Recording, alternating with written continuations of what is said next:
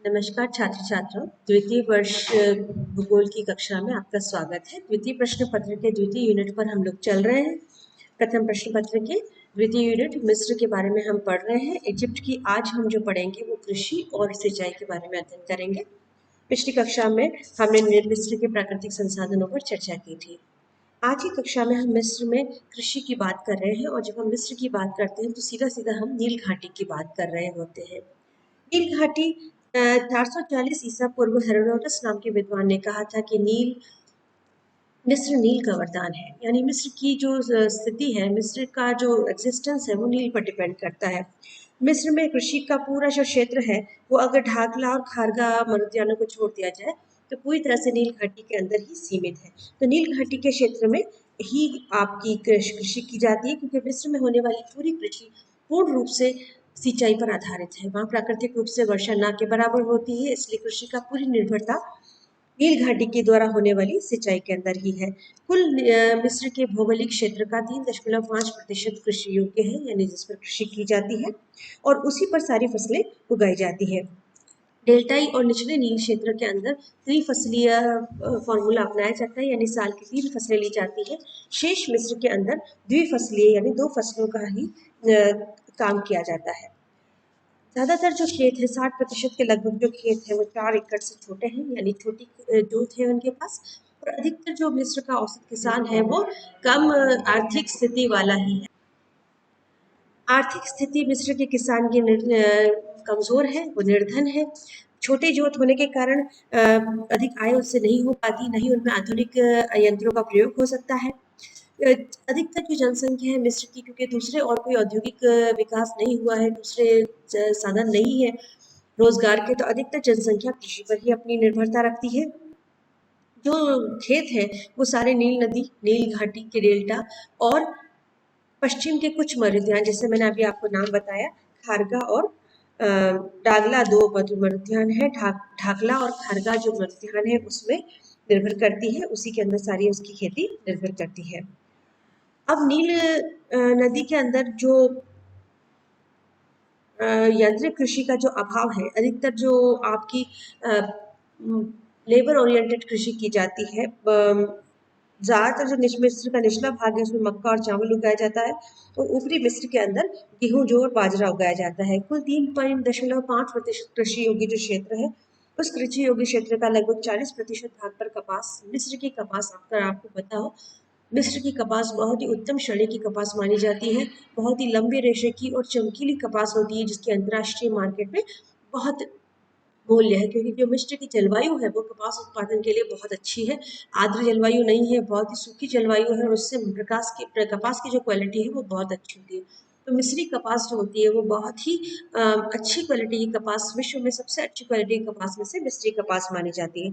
तो 40% क्षेत्र पर ही कपास उगाती है, 25% पर गेहूँ उगा रहे हैं, 7-8% पे ज्वार और बाजरा और 5% क्षेत्र पर मक्का उगाई जाती है। लगभग 2% क्षेत्र पर गन्ना भी उगाया जाता है। तो मूल रूप से यही इसकी फसलें हैं। कुछ व्यापारिक फसलें जो उगाई जाती हैं उसमें जैसे मैंने कपास, गेहूँ आपको बताया, उसके अलावा जैतून यहाँ का, क्योंकि ये भूमध्य सागरीय जलवायु है उत्तर में, तो वहाँ पर जैतून की खेती होती है। मूंगफली, पटसन की फसलें भी यहाँ पर बोई जा रही हैं। भूमध्य सागरीय जलवायु होने के कारण उत्तरी तट के आसपास फलोत्पादन, जो भूमध्य सागर की विशेषता है, खट्टे फल जिसमें अंजीर, अंगूर, जैतून, फेयूम, नारंगी, इस तरह के खट्टे फल बड़े पैमाने पर उगाए जाते हैं।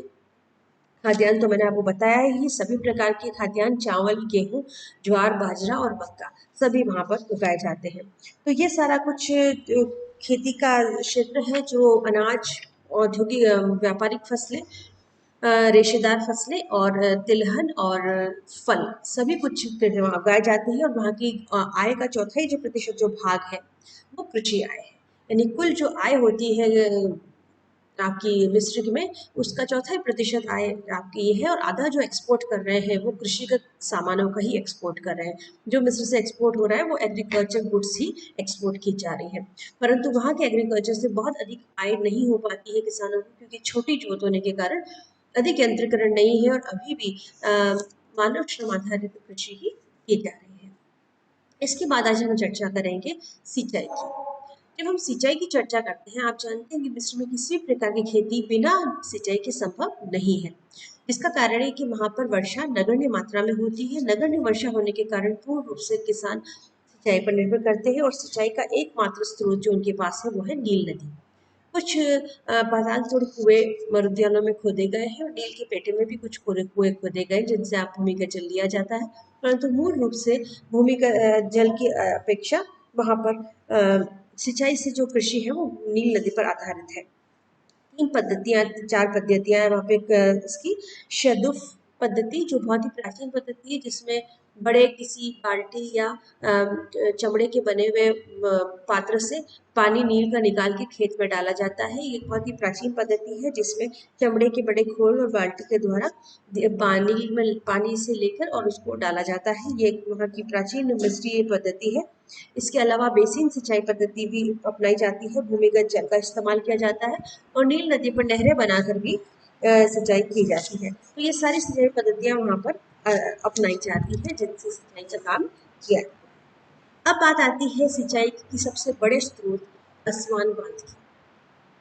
असवान बांध परियोजना छात्र छात्राओं 1851 में सबसे पहले मिस्र में जो 1851 में मोहम्मद अली थे, उसने कपास की खेती के लिए मिस्र के डेल्टाई क्षेत्र में एक प्रथम बांध बनवाया। 1851 में वहाँ का पहला बांध बना जो वहाँ के डेल्टाई क्षेत्र में कपास की खेती को बढ़ावा देने के लिए किया गया।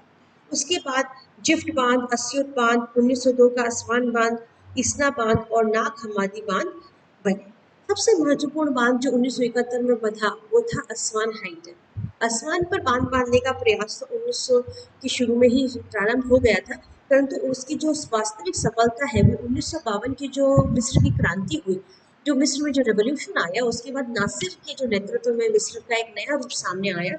सबसे पहला उस सरकार का उद्देश्य था, नासिर का उद्देश्य था वहाँ पर बांध बांधना, असवान बांध बांधना। असवान बांध 1902 में बन चुका था, एक छोटा बांध बना गया था।